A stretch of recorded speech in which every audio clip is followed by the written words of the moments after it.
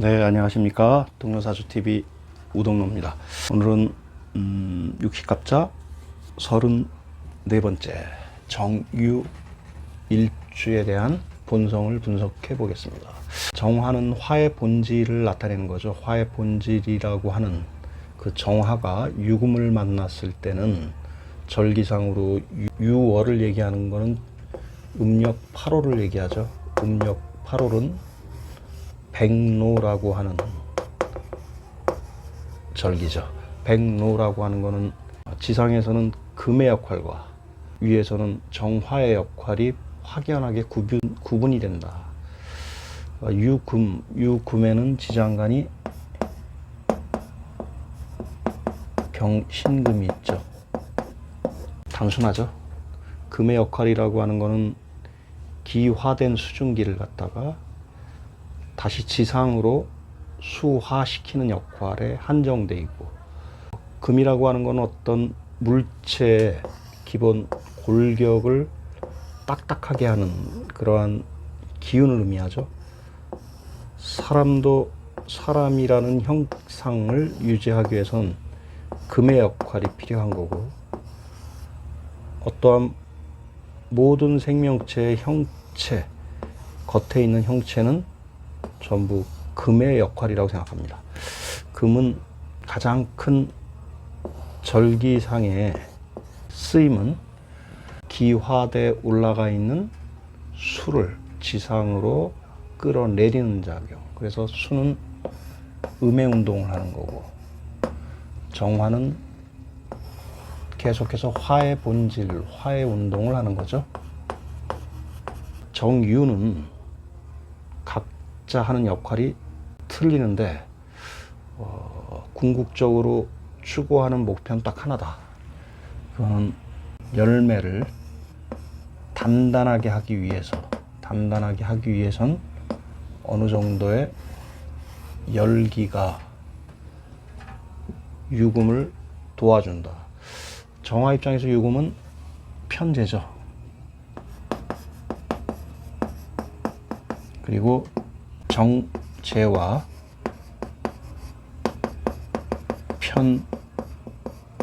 편제의 성분을 그대로 갖고 있습니다.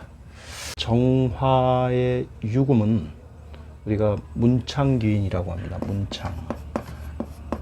문창귀인이라고 하는 것은 천재성을 얘기한다. 천재성. 천재라는 것은 생리지를 얘기하죠. 생리지라고 하는 것은 타고남 자체가 천재를 의미하는 것. 그 다음에 학이지는 공부를 하면 결과가 나오는 걸 우리는 학이지라고 합니다. 또 곤이지라는 말이 있죠. 아무리 노력해도 결과가 잘 안 나오는 유금은 정화의 문창귀인이다. 그래서 재성이 귀인으로 들어와 있죠. 재성이 귀인으로 들어왔다라는 것은 정화라고 하는 화의 본질이 역할이 분명 정해져 있다. 멀리도 갈 필요 없이 일지에 있는 유금이 금의 역할을 더 충실하게, 열매를 더 단단하게 하기 위한 정화로 한정시켜 줄 수 있지 않을까 생각합니다. 정유일주의 본성은 아주 명확하게 그 역할이 규정된다. 유금 자체가 정화한테는 문창귀인이다. 그래서 정유일주들은 상당히 두뇌의 회전력이 상당히 빠르다.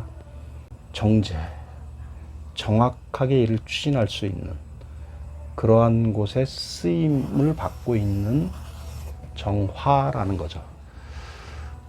생물을 무한정으로 번성시키고 변화하는 정화가 아닌 일지에 속박되어 있는 금 운동이라고 하는 것은 열매를 더 단단하게 하기 위한 그러한 역할로 한정되어 있다. 그래서 목적 지향적인 일주를 가진 일주가 정유 일주가 될 것 같습니다. 그래서 정유 일주들은 문창귀인을 깔고 앉아 있는 분들이 많아서 이 문창이 식신으로 나오느냐, 혹은 정제로 나오느냐, 혹은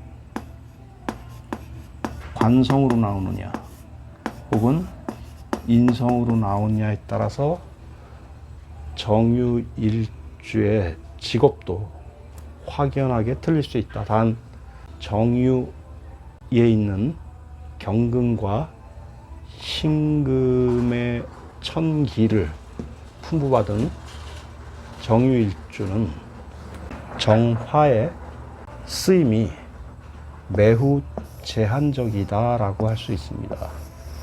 자, 재를 위하는데 그 재의 내용은 금이다. 어떤 재물을 더 탄탄하게 하는, 열매를 더 탄탄하게 하는 그러한 쓰임으로 받은 화의 본질이다. 그래서 정유일주는 뭐 육식갑자가 다 그렇겠죠. 육천간의 영향을 많이 받지 않겠는가. 너무 단순하죠. 갖고 있는 본성이 너무 단순하다. 편재는 좀 나쁘게 얘기하면 좀 급한 성격을 가지고 있는 소유자들이 많다. 뭐 좋게 얘기할까요? 좋게 얘기하면 공간 지배력이 상당히 뛰어나다. 정제도 있다. 정제는 되게 치밀한 면을 또 얘기할 수 있겠죠. 그렇지만은 정화의 쓰임은 유금에 구속되어 있다라고 봐야죠.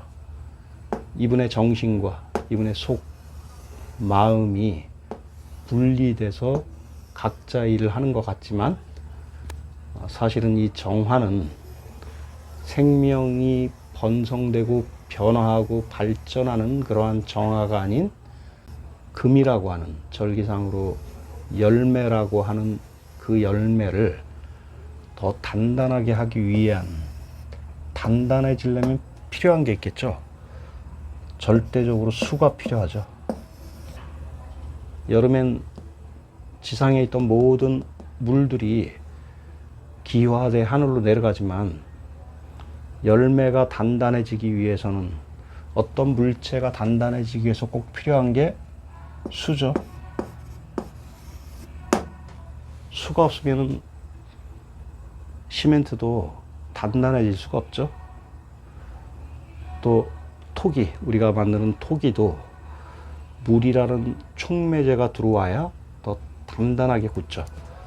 마치 열매도 이 열매의 겉이 더 단단한 열매로 성숙되기 위해서는 지상에 가 있던 물이 다시 지하로 내려와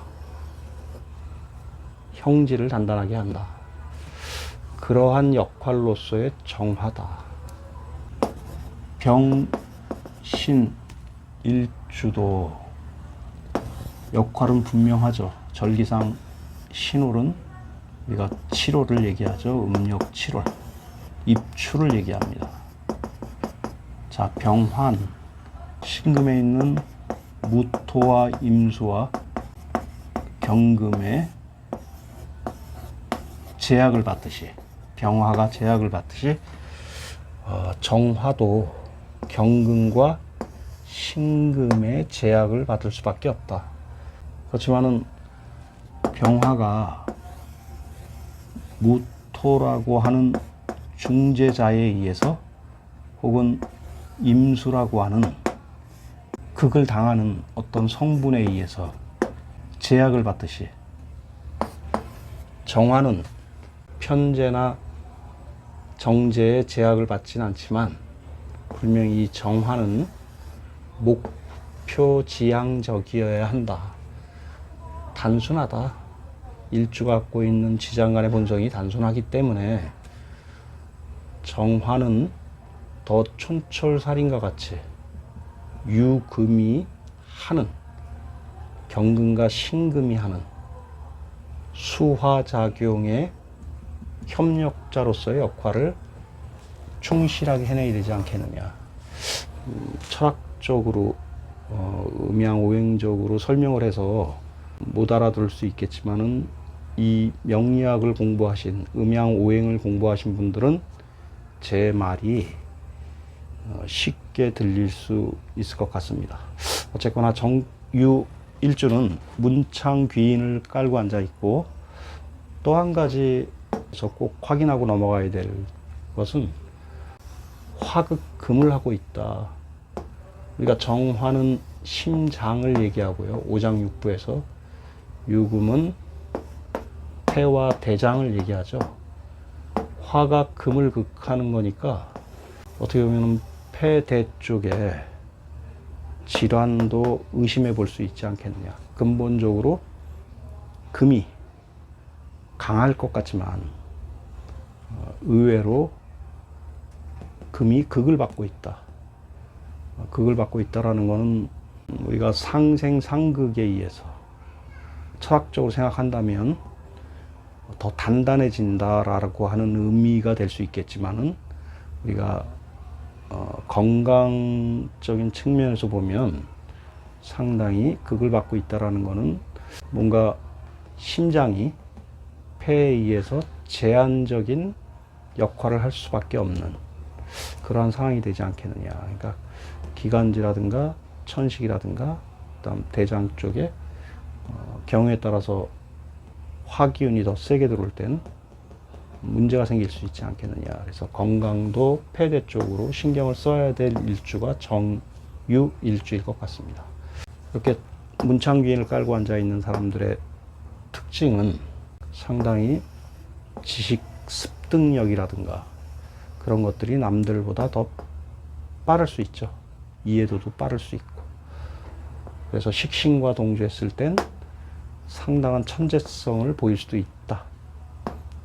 관성과 동조한다면 직장 내에서도 승승장구할 수 있다라고 하는 일주가 정유일주입니다. 그만큼 정화의 역할은 금을 단단하게 한다. 금을 단단하게 한다라는 건 외형을 더 튼실하게 하는 역할로서의 정화의 활약을 기대해 볼 수 있지 않을까 생각합니다.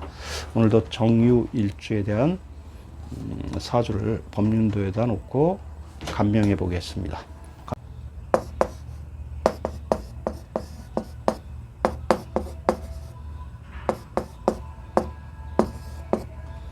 자, 건명입니다. 1988년 12월 8일 4시에 태어나신 분이네요. 정유일주를 가지신 분입니다. 이렇게 문창성이 있고 귀문살이 있을 때 상당히 천재성을 보인다라고 보통 그러죠. 화생 토, 토생 금, 금생 수, 수생 목. 이렇게 육식갑자를 하면서 이제 법륜도에다가 이렇게 대입해서 사주를 감명하는 방법은 아주 초보적인 방법입니다. 사실 이 연습을 하면은 사주 8글자가 어디 육친에 많이 배속돼 있거나 혹은 편고돼 있거나 혹은 퇴가돼 있는 그러한 거를 한눈에 요약해 볼 수 있죠. 그래서 육식갑자 일주 분석은 법륜도에다 대입하면서 대략이나마 사주를 감명해 보는 그러한 시간을 가져보겠습니다. 정화가 유금을 본 거죠. 편재죠. 유금은 정화의 문창귀인입니다. 그다음 위에 자수가 있습니다. 자수는 평관이죠. 또 여기 시지에도 자수가 있네요. 그다음 진토는 상관이죠. 그 다음에 무토가 있습니다. 무토도 상관. 상관이 상당히 발달이 된 분입니다. 그 다음 경금이 있죠. 경금은 정제. 그 다음에 갑목은 정인이죠. 예, 법륜도가 상당히 목화 토금수가 발달되어 있는 그러한 사주죠. 얼추 보더라도 비견, 사주가 상당히 신약한 사주입니다. 내가 극을 해야 하는, 당사자가 극을 해야 하는 정제와 편제도 많고요. 극을 당하는 관도 상당히 많죠. 우리가 식신이 없을 때 이 자수는 평관이라고 하지 않고 칠살이라고 하죠. 칠살이 자수가 월지에 자수가 있다 보니 임정합 암합이 되어 있는, 그래서 관인 상생되는 사주입니다. 얼추 보더라도 상당히 모든 인생의 해결점을 직장을 통해서 풀려고 하는 기운이 상당히 강한, 그리고 편제가 문昌귀인으로 들어와 있다. 사주 법륜 구조가 상당히 괜찮은 사주 명식입니다. 형이 상학과, 형이 하학, 그러니까 문과와 이과를 갖다가 동시에 다 해도 수억의 목적을 달성할 수 있는, 말하는 행동력, 두뇌 회전력, 인내와 끈기를 가지고 가는 등불과 같은 분이죠. 직장 내에서도 혹은 본인이 가지고 있는 어떤 천재성에 의해서 어떠한 공부를 하더라도 자기의 운명을 개척할 수 있는 사주 명식을 하고 있습니다. 단 좀 신약한 게 험이다. 그래서 이분의 용신은 화가 급선무다. 화가 들어와야 일이 잘 풀린다. 시신으로는 간목이 시신으로 들어와 있죠. 사주에 이렇게 시신과 용신, 자신이 용신인 경우, 그 옆에 있는 용신 옆에 시신이 있다라는 건 이분이 생을 살아갈 때 상당한 장점이 되지 않을까 생각이 듭니다. 정유일주의 이 정화는 극히 제한적이다. 일지에 갖고 있는 경금과 신금의 역할로서의 정화가 어떻게 쓰이느냐에 따라서 이분의 인생이 상당히 길어질 수 있다. 오늘은 정유일주에 대한 본성을 분석해 봤습니다. 감사합니다.